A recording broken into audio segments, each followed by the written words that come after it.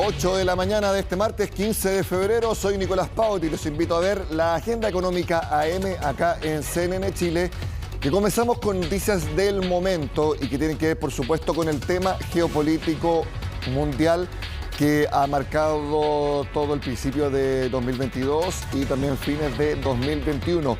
Y es la tensión en la frontera Rusia y Ucrania, porque está causando enorme volatilidad en los mercados mundiales en prácticamente todos sus índices. Este lunes veíamos cómo las bolsas cayeron bastante, no fue un desplome, no fue un hundimiento, pero sí cayeron de manera importante. Bueno, lo contrario está pasando este martes y vamos a ver la forma en que mejor se grafica esto, que es la portada de Bloomberg, que es el principal medio económico del mundo, y la vemos ahí a mi espalda, y es su noticia principal. ¿Qué es lo que dice? Y esto lo replican también distintos portales internacionales.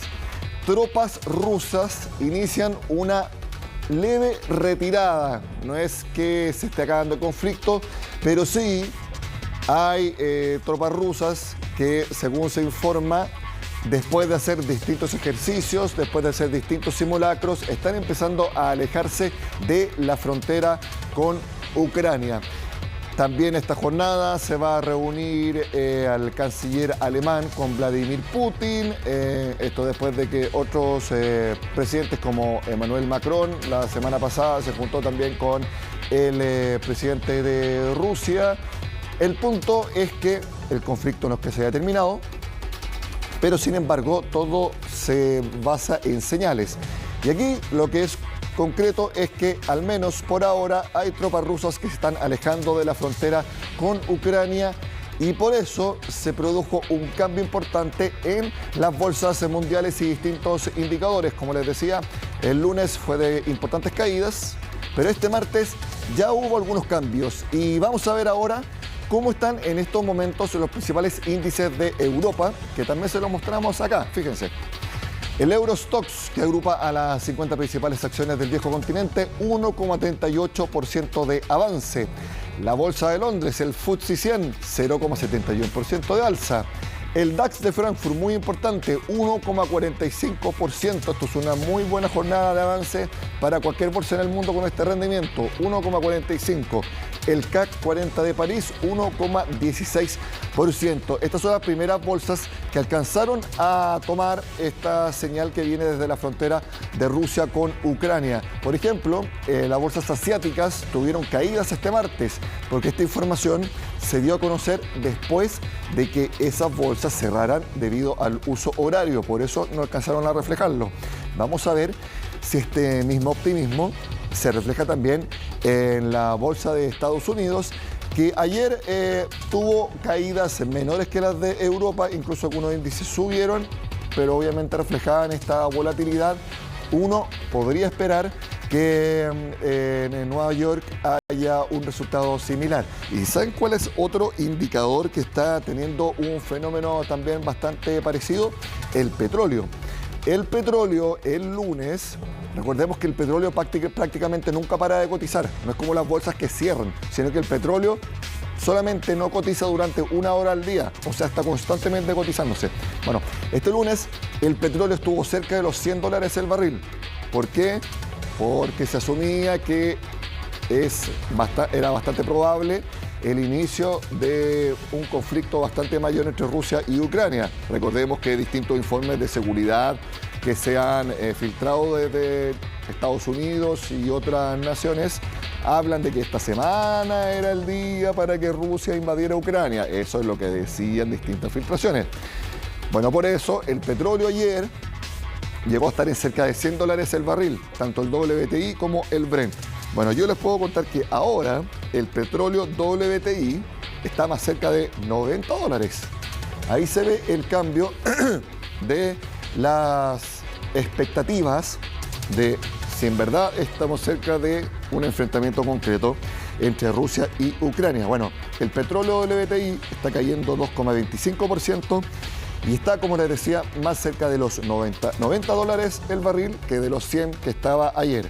Por eso les digo que la volatilidad es lo que marca los mercados internacionales. Ayer fue de perspectivas negativas. Por eso las bolsas están cayendo. Hoy es de perspectivas algo más positivas, por eso las bolsas suben y el petróleo está bajando.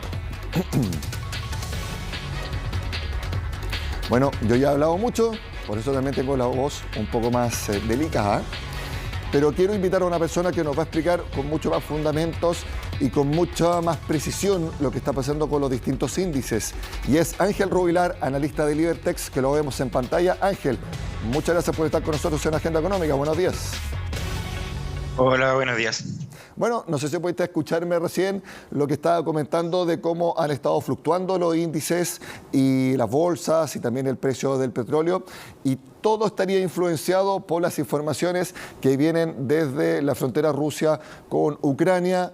Este lunes perspectivas negativas y este martes recién nomás mucho más positivas que están impactando los mercados.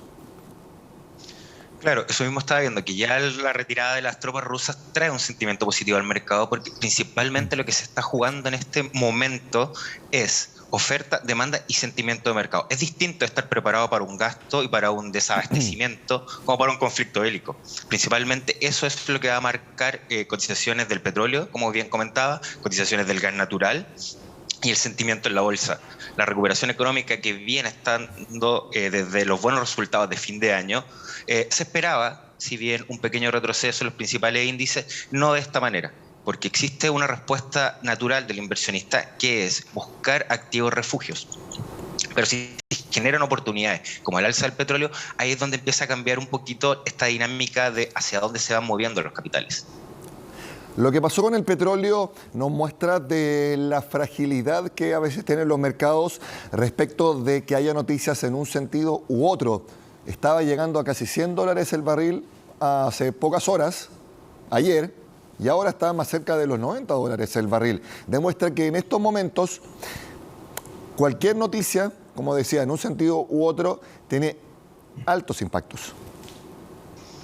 Claro, el impacto principal se basa básicamente en lo que es un dicho muy común, que es compra con el rumor, vende con la noticia. Primero son especuladores los que están reaccionando, el inversionista de corto plazo el que está tomando posiciones o saliendo de las posiciones frente a cualquier anuncio. Y luego viene ya el balance de lo que es realmente oferta y demanda. No hemos tenido un desbalance, por lo menos en el petróleo, de oferta y demanda. Si bien hay amenazas de sanciones para lo que es Rusia, todavía no hay nada concreto. Por eso es que una vez que una noticia positiva empieza a aliviar el mercado, ya que no se ha roto ese desbalance. ¿Podemos esperar estas volatilidades constantemente en los próximos días? Porque si bien la noticia en estos momentos es este anuncio de que tropas rusas estarían alejándose de la frontera con Ucrania, después tenemos otras noticias macroeconómicas muy importantes, como es lo que vaya a hacer la Reserva Federal de Estados Unidos con las alzas en las tasas de interés. Lo que está sucediendo en el conflicto geopolítico, lo que está sucediendo con estas noticias macroeconómicas, nos dan indicadores de que la volatilidad se va a mantener por lo menos en lo que resta de febrero y ya ha entrado marzo también. Sí, completamente. Antes el actor principal era coronavirus y confinamiento. El confinamiento sí afectó realmente a la productividad y lo que era la oferta y la demanda. De hecho, la anterior crisis energética era porque no se había logrado abastecer de buena manera esa demanda al pasar el desconfinamiento. Ahora último, estamos teniendo datos de inflación en Estados Unidos, nosotros en Chile, la Unión Europea, y cada banco central lo está tomando de manera distinta. Hace 2 o 3 semanas veíamos que, por ejemplo, el Banco Central de Canadá no movía la tasa, el Banco Central Europeo no movía la tasa, y la Reserva Federal, como tú comentas, sí la quiere mover. De hecho, ellos están viendo si llegan a los 50 puntos base en su informe de marzo. Y en respuesta posible a este conflicto, también estaban viendo si subían una cuarta tasa. Tienen programadas solo 3. Así que es clave que está sucediendo acá para ver el endurecimiento de las medidas que ellos quieren tomar. Así que la volatilidad va a estar presente de una u otra manera, ya que el mercado se tiene que adaptar a que, por ejemplo, la zona euro no suba la tasa y Estados Unidos sí lo haga. Tiene razón, la variante Omicron que ha marcado el mundo en las últimas semanas la había olvidado, al menos en mi memoria de cortísimo plazo, como una variable importante al movimiento de los mercados. ¿Por qué crees que es eso? Porque la variante sigue ahí, los altos casos se mantienen, pero se debe a que ya los países no están tomando decisiones fundamentales respecto a los efectos que tenga la variable Omicron, y digo decisiones fundamentales en cuanto a restricciones, en cuanto obviamente a cuarentenas. Por ejemplo, las aerolíneas no están ya bajando vuelos, los aeropuertos no se están cerrando, entonces la variable Omicron ya tenemos que simplemente para decisiones importantes de países hay que sacarla un poco de los factores de toma de decisiones. Mira, concuerdo contigo, sí, de hecho ya no está haciendo un impacto tan fundamental como lo era meses atrás, donde realmente una amenaza de confinamiento por un brote explosivo de casos sí era real y sí podía afectar la productividad. Estamos viendo con estas cifras de IPC altos en todo el mundo de que sí se está consumiendo, y uno de los motores de la economía es el consumo, por tanto hay producción que esté dando abasto, por así decirlo, y lo que se tiene que bajar un poquito es la inflación. Ya no es que haya una falta de oferta circulante debido a la variante. Así que, de momento, no está siendo protagonista principal para tomar decisiones en base a las políticas monetarias como lo era antes. Bueno, tú dices de los mecanismos de producción. Yo me imagino que el hecho de que las señales desde Rusia, Ucrania, sean de que se estaría algo más lejos de un conflicto, también alivia las preocupaciones de que un conflicto podría entorpecer las cadenas de suministro, las rutas marítimas. Eso también es un factor que se estaría algo alejando y que también le da algo de optimismo a los mercados. Completamente. Imagina, hay 3 materias primas que están directamente involucradas: el gas natural, el petróleo y el maíz, ¿ya? Entre Ucrania y Rusia son grandes exportadores de ellos. Por tanto, sí va a generar un desbalance en el abastecimiento y en lo que es el mercado total de los commodities. Y eso igual nos podría afectar en la cotización del cobre, dado que si se genera este desbalance, claramente van a ir a los refugios. Uno de los refugios por excelencia es el dólar. Y a un dólar más caro es más difícil el consumo de materias primas. Y por tanto nos veríamos afectados directamente por ese pequeño coletazo. Sobre el gas natural, por eso es tan importante la reunión también entre el canciller alemán y el presidente de Rusia, por este enorme oleoducto que lleva gas natural desde Rusia a Alemania directamente y al resto de Europa. Uno piensa que ese va a ser un tema principal de la conversación entre ambos líderes de los países. Sí, definitivamente lo es. De hecho, es uno de los puntos importantes de este conflicto, ya que aumentaría o restaría participación de Rusia, por así decirlo, y eso le afectaría directamente en su exportación y cotización. Ángel, las personas que toman decisiones de inversión, no digo en grandes cantidades, no digo grandes inversionistas, pero sí personas que están viendo su dinero en fondos mutuos, que están viendo su dinero quizás en ETF, que se reflejan en índices de mercado. Con estas noticias, especialmente lo que sucede en Rusia y Ucrania y también lo que sucede con los distintos bancos centrales alrededor del mundo, en estos momentos las recomendaciones son más de mantenerse, no tomar muchos cambios porque el escenario sigue siendo muy volátil. El escenario va a seguir siendo volátil y ahí hay que tener súper claro cuál es el horizonte de inversión. Si vamos a estar moviendo nuestro dinero constantemente, hay que tener claro que cada vez que hay un pequeño temblor en las cotizaciones en los mercados, es bueno tomar parte de los refugios, como son los metales, tal vez el oro, tal vez la plata, y también el dólar yen dentro de las divisas. Ahora, estamos teniendo buenos resultados empresariales en lo que es la bolsa. Por eso se mantiene al alza, por eso es el conflicto el que hace bajar la cotización. Tal vez irse a sectores como el Nasdaq, como el índice que tiene buena recuperación, menos el S&P 500, que es un poquito más sensible a toda la economía, o invertir ya derechamente en lo que son las compañías como tal, al margen del índice. Bueno, de hecho, vimos que el fondo A de las AFP cayó fuertemente durante enero y mucha gente, quizás con susto, se cambió a un fondo más conservador. Ahora, ojalá se hayan cambiado de vuelta, porque el fondo A y el B se está recuperando bastante fuerte.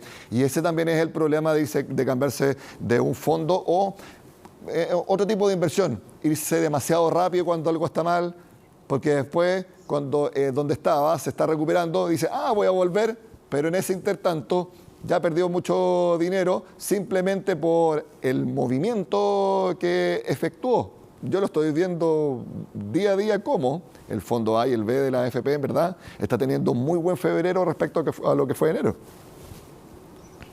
Sí, totalmente. Por eso te comentaba hace un rato. El horizonte de inversión es súper importante. Y si yo estoy próximo a retirar mi dinero, tal vez sí debería ser más conservador y debería estar más atento, y ese porcentaje que cae me va a afectar directamente. Ahora, si yo tengo un horizonte de inversión un poquito más largo, me convendría justamente mantenerme en los fondos A y B un poquito más riesgosos, ya que la bolsa está dando buenos resultados. Conocer dónde están invertidos esos fondos es bastante importante para saber cuál es el panorama, ya que va a sentar el año. La Fed es súper importante en marzo. La Fed va a sentar la política monetaria de alza de tasa y de retiro de estímulo para poder impulsar o contraer un poquito la economía. Vamos a ver cuáles van a ser las decisiones que va a tomar en torno a la inflación, pero altamente probable es que los índices sigan siendo un poquito sensibles dentro del primer semestre de la volatilidad, pero con una proyección de largo plazo alcista. Ángel Rubilar, analista de Libertex, gracias por comentar en Agenda Económica estos fenómenos que están moviendo los índices alrededor del mundo. Que tengas un muy buen martes. Igualmente, gracias a ti. Bueno, y simplemente para terminar el tema de los índices, yo les cuento que el dólar está en 814 pesos, el cierre de ayer. Todavía no se empieza a cotizar en nuestro país. Y tal como lo veíamos, si sigue la convicción de que el Banco Central de Estados Unidos va a subir la tasa de interés, eso fortalece al dólar y por lo tanto el precio sube en todo el mundo, incluyendo en Chile. Por lo tanto, eso nuevamente suma presiones inflacionarias muy a nuestro pesar. Son las 8 de la mañana con 16 minutos. Ya volvemos con más Agenda Económica.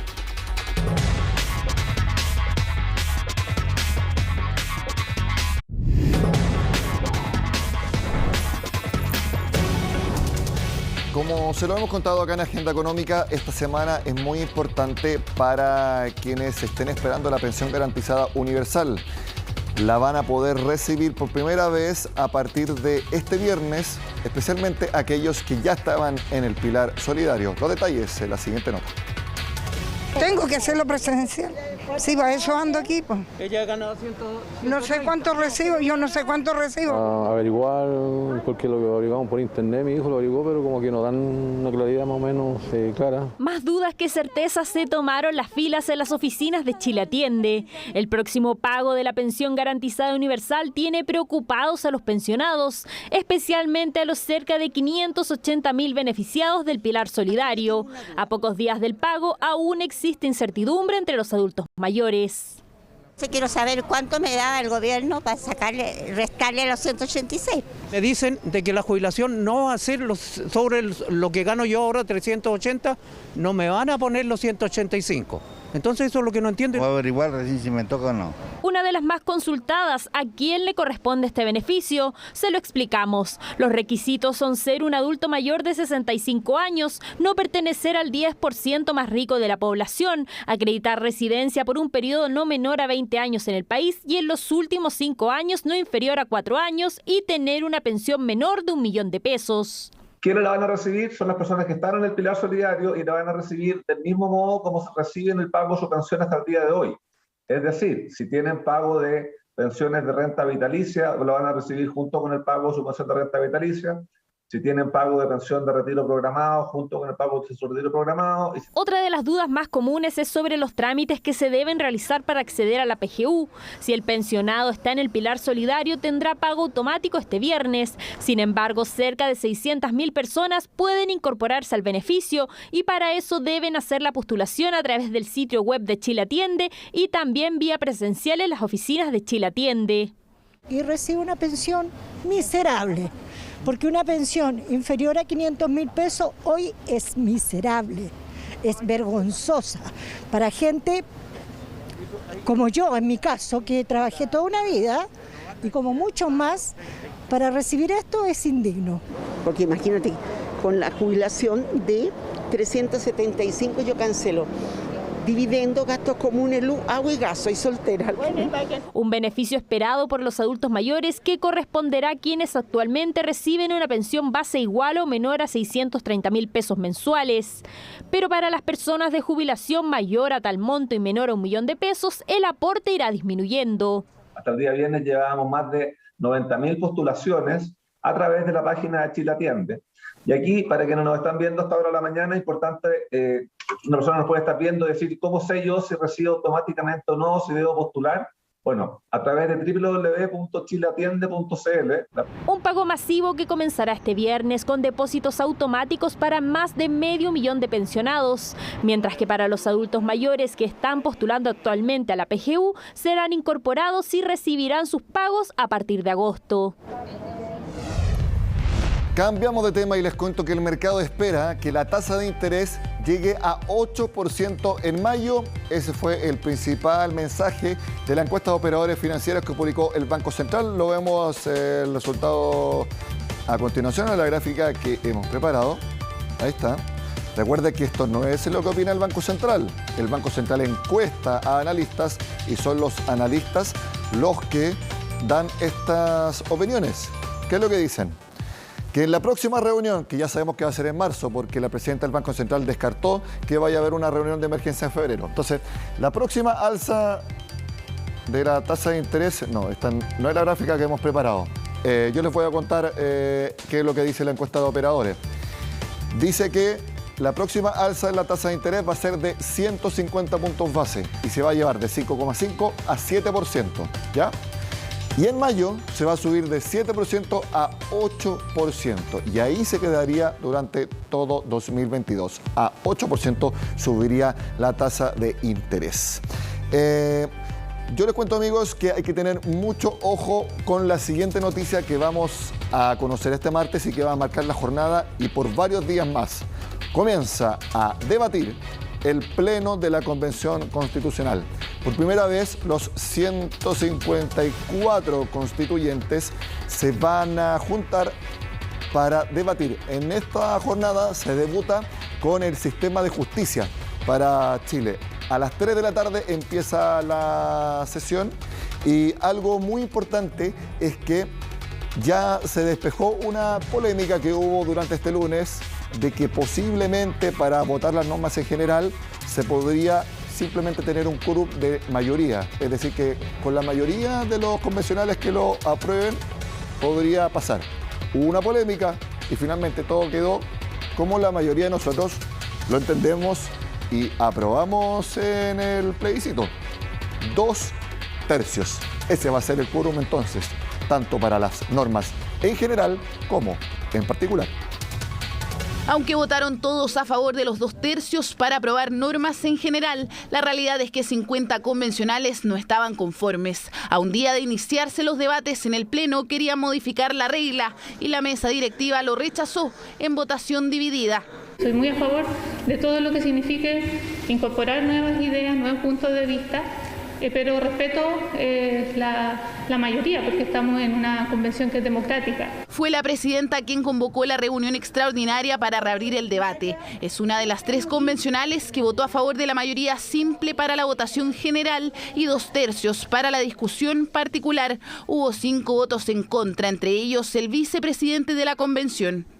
También era una posibilidad que sabíamos podía realizarse y creo que es importante asumir también que en la democracia no siempre se gana. Que no corresponde ni siquiera que lo estemos discutiendo, más allá del resultado. No pueden de alguna manera dejarse sin efecto entre gallo y medianoche una reunión entre 4 paredes de la mesa directiva. Tiene que ver con los efectos que eso provoca respecto de la confianza al interior de la convención y en la ciudadanía. Confianza que se dañó con el solo hecho de replantearse el quórum que ya estaba definido. Es que el viernes pasado y tras la votación unánime, la mesa directiva había enviado un instructivo sobre las votaciones que comenzarán este miércoles. No tiene mucho sentido aprobar por mayoría normas en general a sabiendas de que esas normas van a después requerir en particular su aprobación por 2/3. Más allá de las molestias que puede suscitar cualquiera de los hechos, la mesa reafirmó su posición del día viernes y no se dio lugar a reabrir ningún debate. Así se mantiene el número en 103, la cantidad necesaria para aprobar las normas en general y luego artículo por artículo. Se vienen semanas intensas, reconocen los propios convencionales, quienes podrán intervenir hasta 3 minutos cada uno, equivalente a un máximo de 8 horas de deliberación. En el caso que la votación sea de 2/3 o más, es decir, 103 votos o más, el informe con las normas pasa a votación particular, que será otro plenario en otro día. Hay una voluntad de todos los convencionales de permanecer en las sesiones hasta la hora que tengamos que estar para aprobar y deliberar cada una de ellas. Disposición que requerirá los 2/3 para avanzar por una nueva etapa que se inicia este martes a las 3 de la tarde con el informe general de la Comisión de Sistemas de Justicia, que será revisado por primera vez en el Pleno. 8 de la mañana con 28 minutos. Terminamos la agenda económica AM de este martes. Ahora vienen las noticias internacionales con Conexión Global a cargo de Jacinta Molina, donde se va a profundizar aún más en esta noticia de la retirada por ahora de tropas rusas de la frontera con Ucrania y que ya vimos que tuvo impactos positivos en las bolsas en el mundo. Sigan con nosotros acá en CNN Chile.